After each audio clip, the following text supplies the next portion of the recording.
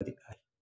आपले नातेवाईक कोण आहेत, आपले मित्रमंडळी कोण आहेत, आपल्या इच्छा वासना काय आहेत आणि संतांच्या इच्छा वासना काय असतात, संतांचे नातलं कोण असतात, संतांची संपत्ती कोणती, त्यांच्या अंतःकरणात विवेक, वैराग्य, ज्ञान, भक्ती, भगवत प्रेम, शुद्ध अंतःकरण, तर ही संतांची संपत्ती असते आणि ती संतांची संपत्ती अखंड त्यांच्या अंतःकरणात असते.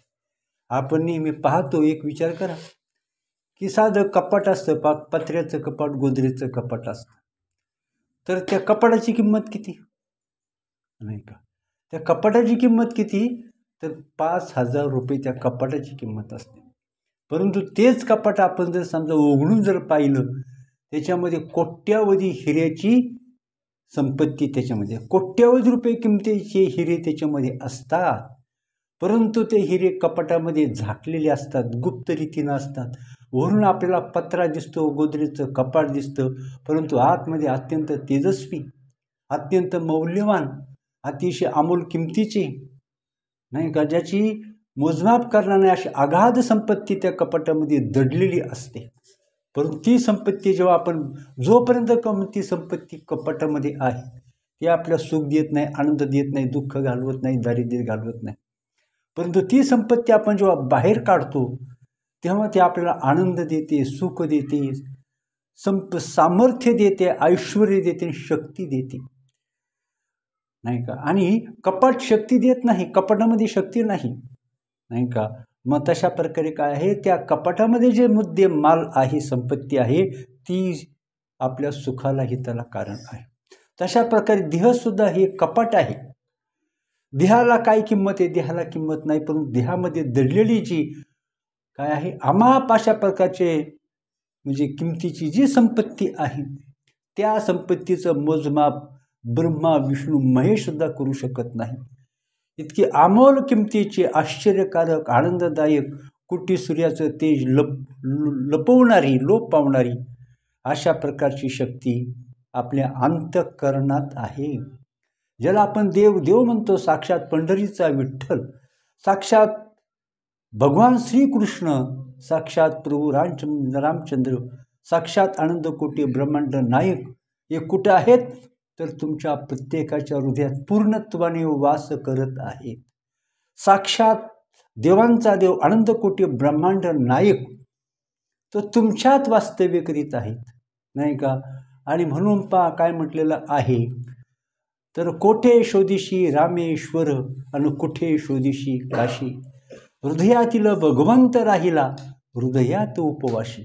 पण उपासना जगायचं कशा करता, तुम्ही कशाचे भजन करा, कशाची पूजा करा, कशाला किंमत द्या, तर आपल्या अंतःकरणात जो शुद्ध, पवित्र, सामर्थ्य संपन्न, ऐश्वर्य संपन्न, आनंददायक, अतिशय तेजस्वी, या विश्वाला व्यापून उरणारा, आश्चर्यकारक, त्रैलोक्याहून मोठा असणारा अशा प्रकारचा तो परमात्मा आपल्या अंतःकरणात बसलेला आहे.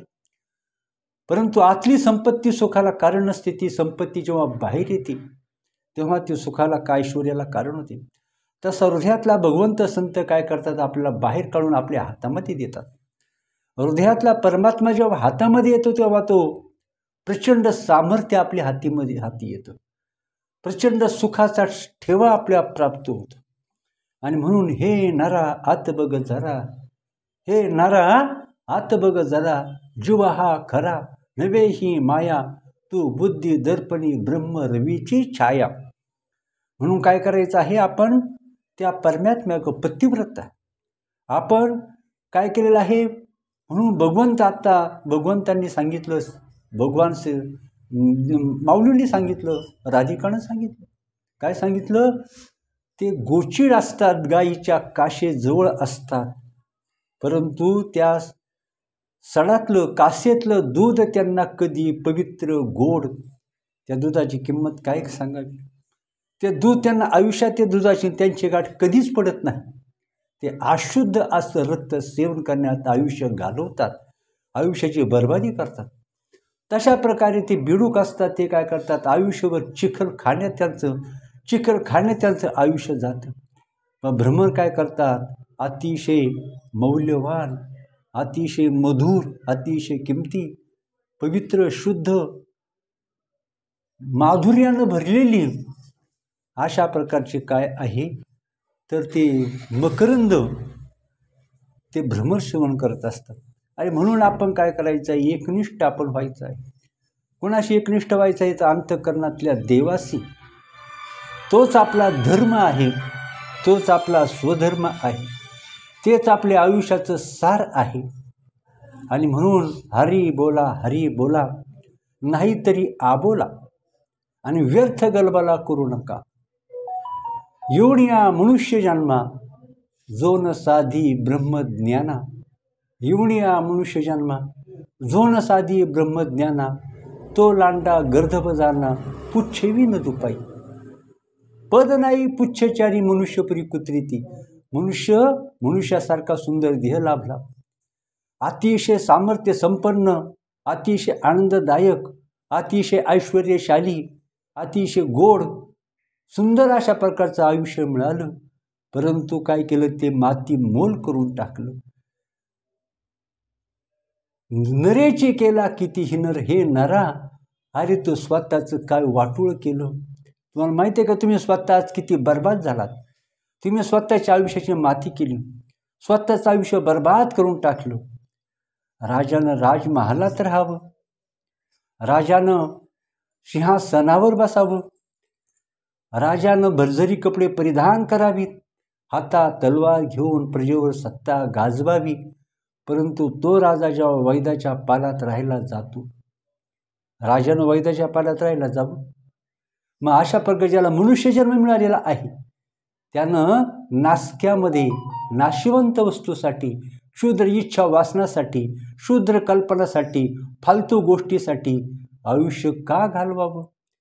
म्हणून येऊन या मनुष्यजन्मात येऊन काय करावं, त्यानं त्या जे स्वर्गातल्या देवांना सुद्धा शक्य नाही एवढे मोठे अवतार, पूर्वरामचंद्रासारखा प्राणी सोडून द्या, जनावर सोडून द्या, पशु पक्षी सोडून द्या, मनुष्य प्राणी सोडून द्या, राजा चक्रवर्ती राजा सोडून द्या, परंतु आनंद कोटी ब्रह्मांड नायक प्रभू रामचंद्र हे काय झाले, वशिष्ठांना शरण गेले.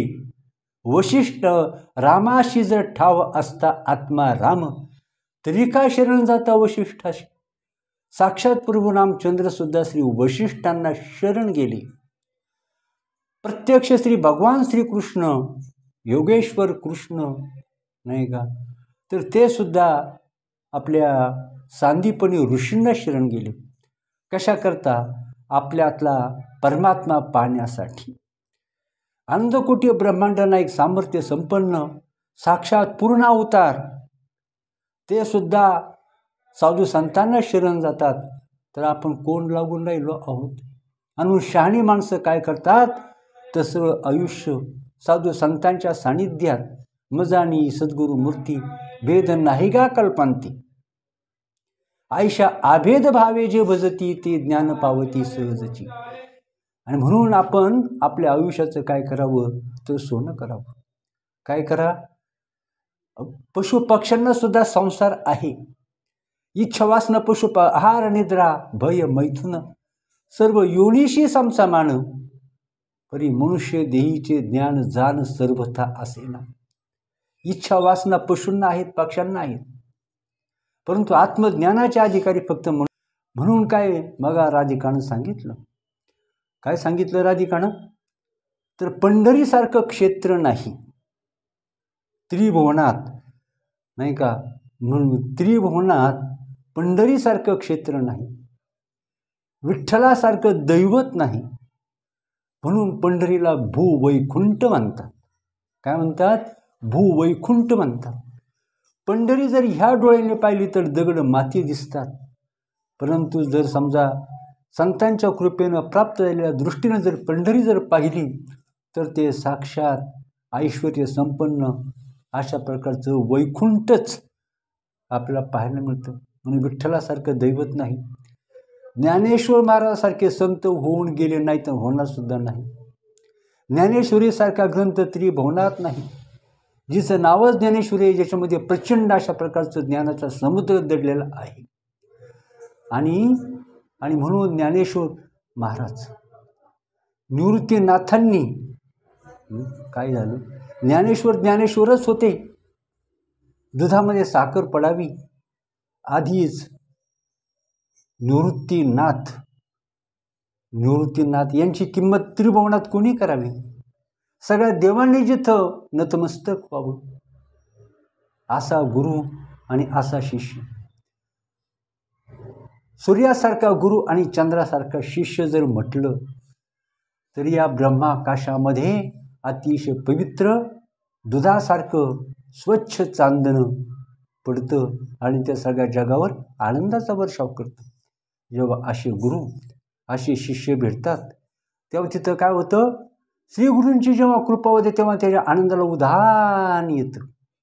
श्रीगुरूंच्या कृपेला पात्र होतो त्याला मनुष्य म्हणावं. श्रीगुरूंची कृपा संपादन करतो तो देवापेक्षाही मोठा असतो. काय आहे, वाल्याकुळी होता, वाल्याकुळी देवाची गाठ पडली असती तर पदरात काय पडलं असतं तर त्याचं मुंडकं उडवलं गेलं असतं. परंतु नारदाची गाठ पडली आणि कोटी जन्माचं सोनं झालं. काय प्राप्त केलं, त्याच्यासारखा भाग्यवंत तोच.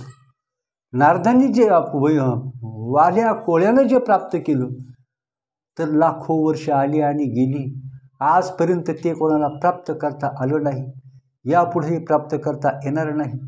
अशा प्रकारचं ऐश्वर, अशा प्रकारची श्रीमंती, अशा प्रकारचं सामर्थ्य, आनंद तर ते वाल्या कोळ्यानं प्राप्त केलं. म्हणून कोळ्याची कीर्ती वाढली गहन, कोळ्याची कीर्ती वाढली गहन आणि केले रामायण रामा आधी. नाही का, मग नारदांनी पापी, दुष्ट, दरोडेखोर, मूर्ख अशा वाल्याचा वाल्मिकी केला.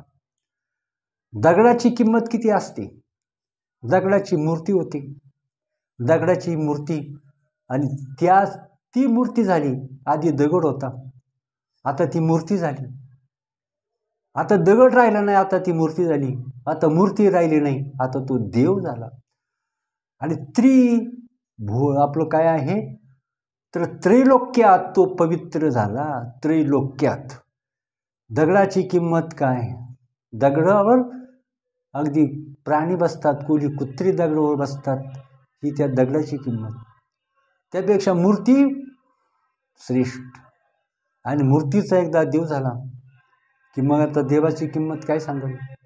म्हणून दगडाची किंमत 0, मूर्तीची किंमत 50,000 आणि देवाची किंमत करण्याची ताकद ब्रह्मा विष्णू महेशामध्ये सुद्धा नाही. आणि म्हणून तरीच जन्मा यावे दास विठोबाचे व्हावे, नाहीतर काही थोडी श्वान सुकरे बापुडी. नाही का, अशा प्रकारचं. तर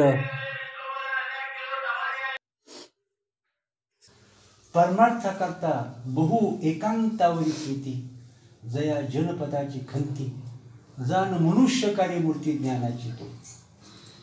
नाही का, म्हणून बहु एकांतावर ज्याने सद्गुरू करावा त्याने एकांत सेवावा, मग तो चिंतावा गुणातीत. म्हणून काय करावं तर परमार्थ करण्यासाठी एकांतवासाची माणसाला गरज असते. एकाच ठिकाणी कोणाचे गाव घातले तर काय होतं, एक गाव 2 तुकडे होतात. आणि जर 17 ठिकाणी ते गाव घालून बसले तर त्या दगडाचे 2 तुकडे कधीच होत नाही. म्हणून एकांतवास लागतो. परमार्थाकरता आत्मचिंतनासाठी एकांतवास असतो. तुकाराम महाराज कोणत्या डोंगरावर जाऊन, भंडारा डोंगरावर जात होते आत्मचिंतनासाठी. नाथ महाराज सुलभंजन पर्वतावर जात होते आत्मचिंतनासाठी. समर्थ रामदास स्वामी तर त्या घडीमध्ये, समर्थ जी घडी आहे त्याला म्हणतात, तर त्या ठिकाणी जात होते. त्याच्यापेक्षा आश्चर्य तुम्हाला सांगतो, आत्मज्ञानाची किंमत कळल्याशिवाय आपल्या हातून चिंतन सुद्धा होत नाही. आत्मज्ञानाची किंमत कळावी, आत्मचिंतन घडावं, आत्मस्वरूपाची प्राप्ती व्हावी आणि मग त्याची किंमत त्रिगुणात कोण करू शकतो. नाही का, म्हणून वशिष्ठ, श्री वशिष्ठ त्यांनी आत्मचिंतन करायचं, एकाग्रतेने आत्मचिंतन करायचं ठरवलं. मग तुका म्हणे गंगा सागर संगमी अवघ्या झाल्या वृत्ती एकमय. आणि असं चिंतन करावं माणसाने. असंच सर्व शक्ती मनाच्या बुद्धीच्या इंद्रियांच्या सगळ्या देहाच्या शक्ती एक उठून आत्मचिंतन करावं. मग वशिष्ठांनी चिंतनाला सुरुवात केली ह्या जग. परंतु आपण पाहतो घरामध्ये ते चिंतन होत नाही, तिथं कटकटी चालू असतात. चुलीपुढं बसून चिंतन होऊ शकत नाही. त्याकरता आपण जंगलात म्हणा एकांतात आत्मचिंतनासाठी जाऊ. म्हणून श्री वशिष्ठ ह्या विश्वाच्या जगाच्या पलीकडे गेले तरी त्यांना स्वर्गातला आवाज येऊ लागला, चिंतनात विघ्न येऊ लागलं. या विश्वाच्या पलीकडे गेले तरी त्यांना एकाग्र साधता येणार. स्वर्गातले ध्वनी त्यांच्या कानावर यायचे, गान नाच गाण्याची. आणि म्हणून त्यांनी ठरवलं स्वर्गाच्याही पलीकडे गेले आत्मचिंतनासाठी. आत्मचिंतनासाठी त्रिलोक्याच्या पलीकडे गेले, अवकाशामध्ये गेले आत्मचिंतनासाठी. काय आश्चर्य! परमार्थ कशाला म्हणतात? मूर्खांना या परमार्थाची किंमत कळत नाही. मूर्खांना परमार्थही कळू शकत नाही. मूर्खांना देव कसा कळणार, नाही का? आणि म्हणून संतांची किंमत कशी आहे. आणि म्हणून पहा तर त्या ठिकाणी त्यांनी आकाशामध्ये पर्णकुटी बांधली आत्मचिंतनासाठी. कुठं? अवकाशामध्ये, त्रिभुवनाच्याही पलीकडं, त्रैलोक्याच्याही पलीकडं अवकाशामध्ये त्यांनी काय केलं? पर्णकुटी बांधली. तिथं आत्मचिंतन सुरू केलं. अनेक लोक देवाचं चिंतन करतात. तिथं सुद्धा एक महात्मा फिरत फिरत आला, त्यालाही एकांत पाहिजे होता. आणि म्हणून श्री वशिष्ठ सहज बाहेर पडले. तो महात्मा तिथं आला, त्याला ती पर्णकुटी मोकळी दिसली. त्याला वाटलं बरं झालं आपल्याला आयतीच मिळाली. तिथं त्यानं चिंतनाला सुरुवात केली, नाही का? आणि म्हणून पहा लोक हाय हाय करतात, प्रपंचाकरता हाय हाय करतात, वैश्विक सुखासाठी जीव टाकतात. यापेक्षा मूर्खपणा तो कोणता? घर दार बायका मुलं पैसा अडका, हे मला पाहिजे ते मला पाहिजे, नातेवाईक पाहिजे, मित्रमंडळी पाहिजे, ह्या तुच्छ गोष्टी आहेत. आपले बाबा सांगायचे. बाबा काय सांगायचे पहा ऐका, की स्वर्गातले देव जे स्वर्गामध्ये सुख भोगतात, स्वर्गातले देव स्वर्गामध्ये जे सुख भोगतात ते सुगीतले डुकरं भोगतात.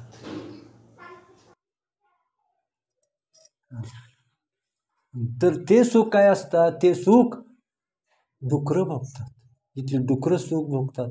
आणि म्हणूनच काय केलं तर ते सुख भोगावं. तर मनुष्य असतो पा मनुष्य. तर दोघं जण भाऊ काय झाले? संसार दुःखांनी पिडले. एक आत्मज्ञानी होता आणि एक बद्ध होता. जो बद्ध होता त्याचा सगळा जीव ह्या जगामध्ये होता, संसारामध्ये होता. त्याची देहबुद्धी होती म्हणून तो प्रचंड दुःख भोगत होता. दुःखाचे आघात दोघांच्यावरही होत होते. परंतु आत्मज्ञानी होता. ते दुःखाचे त्याचा देह दुःख भोगत होता, पण ते दुःख त्याच्या अंतःकरणापर्यंत पोहोचत नव्हतं. पण जो बद्ध होता तो काय करत होता? दुःख भोगीत होता आणि अंतःकरण त्याचे व्यथित झालं होतं. आणि म्हणून तो म्हटला, दादा आता हे सहन होत नाही. कारण आपल्याला असं वाटतं आपण जसं जग, त्याला असं वाटलं आपण जसं दुःख भोगतो तसं आपला दादाही दुःख भोगत असेल. म्हणून म्हटला, दादा आपण काय करू? आत्महत्या करू. दोघे आत्महत्या करू, आताही सहन होत नाही. तेव्हा दादा म्हटला, अरे मलाही असं वाटतं हे दुःख मलाही नको झाले, मलाही असं वाटतं आत्महत्या करावी. परंतु काय करू बाळा? मला वाटतं आत्महत्या करावी, परंतु आत्महत्या करण्यासाठी मला देहच नाही, तर मी आत्महत्या कुठून करू? हे ज्ञानाचे असे विचार असतात. आणि म्हणून जगामध्ये कसे असतात? बद्ध असतात आणि मुक्त असतात. बद्ध असतात ते जीव असतात का? ज्यांच्या अंतःकरणामध्ये देव नसतो, त्यांच्या अंतःकरणामध्ये घरदार पैसा अडका असतो, ते असे जीव असतात. आणि ज्यांच्या अंतःकरणात विवेक असतो, वैराग्य असतो, ज्ञान असतं, भक्ती असतो, देव असतो, ते जीवनमुक्त असतात. नाही का. आणि म्हणून जीवनमुक्त हे कसे असतात, प्रत्यक्ष शिवरूप असतात, ईश्वर स्वरूप असतात. आणि जीव असतो हा भयंकर दुःख भोगत असतो. आणि म्हणून काय सांगितलेलं आहे, तर आपण काय व्हावं, तर 3 प्रकार आहेत. तुम्हाला सांगतो, ह्या जगातले प्राण्यांचे, मनुष्य प्राणी किंवा जीव 3 प्रकार आहेत. एक बद्ध असतो, एक जीवनमुक्त असतो आणि एक विदेहमुक्त असतो. तर बद्ध तर निकृष्ट असतो, तो महाभयंकर दुःख ह्या जगाचं गिऱ्हाईक होतो. ह्या जगातील महाभयंकर दुःखाचं तो गिऱ्हाईक असतो. बद्ध तो जीव, ज्याला जग सत्य वाटतं, इच्छा वासना सत्य वाटतात, भोगासाठी तो दिन होतो, तो बद्ध जीव. आत्मज्ञानाची खबर नसते, साधू संतांची गाठ भेट नसते, आणि तो महाभयंकर दुःखाचं 1 नंबरचं महाग्रह गिऱ्हाईक तो असतो. दुसरा असतो तो जीवनमुक्त असतो, तो आत्मज्ञानी असतो, तो अत्यंत सुखी असतो, परंतु देहाची उपाधी त्याला असते. तिसराही आत्मज्ञानी आहे, पण त्याला देहाची उपाधी नसते. देहाची उपाधी नसते म्हणून कसलाही कलंक त्याला नसतो. तर ह्या तिघांचं उदाहरण आपल्याला चांगलं कळावं. जीव म्हणजे काय, बद्ध जीव म्हणजे काय, जीवनमुक्त कसा असतो आणि विदेहमुक्त कसा असतो, हे आपल्या कळावं म्हणून मी तुम्हाला उदाहरणांच्या साहाय्यानं सांगतो. जीव म्हणजे कसा असतो, तर नारळ असतं, करवंटीला चिगटलेलं खोबरं म्हणजे बद्ध जीव. ते खोबरं काही केल्या करवंटीला सोडित नाही. उलट त्याने खरडून काढलं तरी ते खोबरं त्या करवंटीला सोडित नाही. तसा बद्ध असतो तो. इच्छांना, प्रपंचांना, घरादाराला टकरा घेतो, दुःख भोगतो, परंतु त्याला सोडित नाही. आणि त्याच्या बुद्धीमध्ये टकरा घेऊन ज्ञानाचा प्रकाश त्याच्या बुद्धीमध्ये पडत नाही. देवाच्या भजनाला, आत्मज्ञानाचा आश्रय तो कधी करत नाही, संतांचा आश्रय करत नाही. म्हणून मरेपर्यंत हाय हाय करून टकरा घेऊन भयंकर दुःख तो भोगतो, हा बद्ध. दुसरा असतो तर नारळ असतो. त्या नारळातला जो गोटा असतो तो नारळात असतो, परंतु करवंटीपासून वेगळा झालेला असतो. गटगट करतो. नावाला तो नारळात असतो, नावाला तो करवंटीत असतो, परंतु नारळाचा किंवा त्या करवंटीचा त्याचा संबंध नसतो. त्यानं नारळात असतानाच त्यानं काय केलेलं असतो, करवंटीचा संबंध तोडलेला असतो. आणि तो नारळ आपण करवंटी फोडली का त्यातून तो गोटा पुरेपूर शुद्ध खोबऱ्याचा गोटा बाहेर येतो. करवंटीशी त्याचा संबंध नसतो. तसा नारळात असतो परंतु करवंटीशी संबंध नसतो. तसा जीवनमुक्त या देहात असतो, या जगात असतो, परंतु जगाशीही संबंध नसतो आणि देहाशीही संबंध नसतो. देहात असतो पण देहाशी संबंध नसतो. जगात असतो पण जगाशी संबंध नसतो. देहात तो वर्तत दिसती देही, परी देही न माझ्या ठाई. तो देहात जरी वास्तव्य करीत असला, प्रपंचात वास्तव्य करीत असला, जगात वास्तव्य करीत असला, त्याचे मित्रमंडळी असले, नातेवाईक असले, शिष्यगण जरी असला, तरी तो कोणाचाही नसतो. तो घरातल्यांचा नसतो, तो नातेवाईकांचा नसतो, तो मित्रमंडळींचा नसतो, तो नासक्या संपत्तीचा नसतो, तर तो असतो फक्त ज्ञानाचा, देवाचा फक्त तो असतो. आणि त्याला जीवनमुक्त म्हणतात. आणि जीवन नारळात असतो पण नारळापासून वेगळा. तसा जगात असतो, देहात असतो पण देवापासून वेगळा असतो. त्याच्यावर सुखदुःखाचे किती आघात झाले तरी परंतु दुःखाचे आघात त्याच्यापर्यंत त्याच्या अंतःकरणापर्यंत पोचत नाही. संकट येतात पण ती संकटे त्याच्या अंतःकरणापर्यंत पोचत नाही. अनेक मोहाचे क्षण येतात पण त्याला मोह कधी निर्माण होत नाही. आणि म्हणून सुखदुःखाचे त्याला धक्के कधी पोचत नाहीत. आणि म्हणून तो आपल्या आनंदाला कधीच मुखत नाही, परंतु देहाची उपाधी असतेच, देहाची उपाधी असतेच. त्यानंतर काय सांगितलं पाहत, तर त्या करवंटीला चिगटलेलं खोबरं म्हणजे बद्ध, नारळात असलेला गोटा म्हणजे जीवनमुक्त, आणि करवंटी फोडून बाहेर आलेला गोटा म्हणजे विदेहमुक्त असतो. आता त्याचा करवंटीशी संबंध होता, करवंटीला चिगटलेला होता म्हणून बद्ध. करवंटीमध्ये होता परंतु करवंटीशी संबंध तुटलेला होता म्हणून जीवनमुक्त. आता तो करवंटीशी संबंध राहिलेला नाही, करवंटीच्या बाहेर आला, आता तो विदेहमुक्त असतो. अशा प्रकारची त्याची स्थिती असते. परंतु हे पशूंना हे ज्ञान मनुष्यरूपी पशूंच्या कामाचं नसतं, जे संतांचे दास होतात. हे संपत्ती, ही ज्ञानाची अलोट संपत्ती ही एकनिष्ठ शिष्याच्या साठी असते. जो शिष्य गुरुशी एकनिष्ठ असतो, जेव्हा भावाने विकलेला असतो श्रीगुरूंना, श्रीगुरूंच्या पायाचा अहोरात्र दास असतो, श्रीगुरूपासून क्षणभरही तो वेगळा नसतो, तर त्या शाश्वत अलोट अमाप संपत्तीचा तो वारसदार असतो असा शिष्य. आणि म्हणून काय म्हटलेला, अजून एक विषय सांगायचा तुम्हाला, मला माहिती वेळ झालेला आहे, कल्पना आहे, परंतु तो विषय सुलभ असं मला वाटत नाही. आणि म्हणून काय सांगितलेलं आहे, तर हा जो आत्म तो साक्षात ब्रह्म आहे, तो जीवसुद्धा ब्रह्म आहे तो, परंतु त्याला आत्मज्ञानाचा प्रकाश त्याच्यापर्यंत पोचलेला नाही, म्हणून तो दुःखाच्या अंधार कोठडीमध्ये तो अहोरात्र वास करतो, भयंकर दुःख भोगतो. त्या दुःखाचा नाही का, त्या दुःखातून त्याला कसल्याही परिस्थितीत बाहेर पडता येत नाही, संकटातून बाहेर पडता येत नाही, कारण तो विचार त्याला नाही. विचार माणसाला दुःख देतो, अविचारातून माणूस, अविचाराने माणूस भयंकर दुःखात पडतो, चांगल्या विचाराने माणूस दुःखातून बाहेर पडतो आणि चांगल्या विचाराने माणूस सद्गतीला प्राप्त होतो. असे दिव्य विचार फक्त संतांच्या पायाजवळ ज्ञानाची नदी चरणी वाहे भीमा उद्धरी जगा, नाही का, चरणी वाहे भीमा उद्धरी जगा, त्या भगवंताच्या पायाजवळ ही ज्ञानाची गंगा वाहत असते आणि ती संतांच्या पायाजवळ त्या गंगेचा ओघ असतो. गंगेचा स्रोत संतांच्या पायाजवळ, शास्त्राचा ओघ त्या संतांच्या पायाजवळ असतो. आणि म्हणून तो अंतःकरणामध्ये झोपलेला देव, त्याला जीव म्हणतात.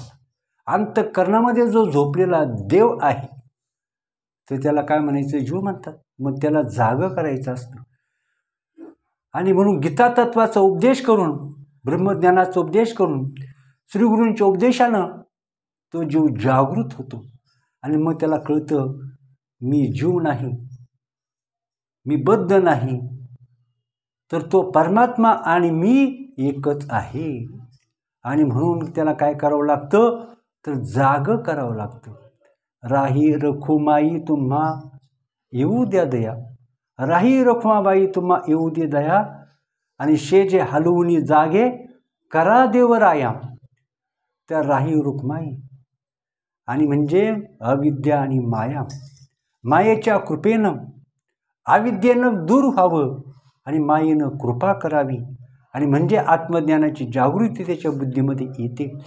आणि जो सुप्त अवस्थेत असलेला परमात्मा काय होतं, सामर्थ्यानं, ऐश्वर्यानं, आपलं व्यापकतेनं, आनंदानं तो तिथं बुद्धीमध्ये प्रगट होतो. आणि मग त्रैलोक्यात काय होतं, अवघेची त्रैलोक्य आनंदाच्या आता, अशी त्याची स्थिती होती. आणि म्हणून अहंकारो, परंतु आपला अहंकार, आपल्या इच्छा वासना, आपलं मूर्ख मन हे आत्मज्ञानाकडं जात नाही. म्हणून अहंकारो ध्येयमृते मा सुतम तम प्रबोधय, उत्थिते परमानंदे नत्वम नाहम न वै जगत. अहंकार आत्मज्ञान होऊन देत नाही. आत्मज्ञान दुःखातून, अहंकार दुःखातून बाहेर पडून देत नाही. अहंकार आत्मज्ञान होऊन देत नाही. अहंकार श्रीगुरूंच्या जवळ जाऊन देत नाही. अहंकार या जगाला, स्वार्थाला सोडित नाही. अहंकार मोहाला, स्वार्थाला सोडित नाही. आणि म्हणून तो अहंकार, ती बुद्धी जेव्हा आत्मज्ञानाच्या प्रयत्नाला लागते, म्हणून ती शास्त्र श्रवणाला लागते, श्रीगुरु सेवेला ती बुद्धी लागते, तेव्हा अहंकार म्हणतो, हे अहंकारो ध्येयमृते, तो अहंकार बुद्धीला म्हणतो, तू मूर्खपणा करू नकोस, असं काही करू नकोस, श्रीगुरूंच्या जवळ जाऊ नको, कीर्तन प्रवचन किंवा शास्त्र श्रवण करू नकोस. अशानं तो काय होईल, तो परमात्मा जागा होईल. तो परमात्मा जागा होईल. आणि एकदा परमात्मा जागा झाला, तूही असणार नाही, मीही असणार नाही, तुझाही नाश होईल, माझाही नाश होईल, आणि हे जग सुधारणार नाही. म्हणजे आत्मज्ञान जेव्हा निर्माण होतं, आत्मज्ञान जेव्हा निर्माण होतं तेव्हा काय होतं, तर जग राहत नाही, जग राहत नाही. अज्ञान राहत नाही, दुःख राहत नाही, तर तो परमात्मा काय होतो, जिकडं पाहावं तिकडं सर्वमय गोविंद, अशा प्रकारचा मग तो. म्हणून अहंकार बुद्धीला म्हणतो, परंतु त्या बुद्धीनं अहंकाराचं ऐकू नये, अहंकारात थारा देऊ नये. अहंकार गेला तुका म्हणे देव झाला, अहंतेने नाडिले आणि तुका म्हणे वाया गेले. अहंकार चांगला नाही. अहंकार 84 लाख योनीमध्ये ढकलतो.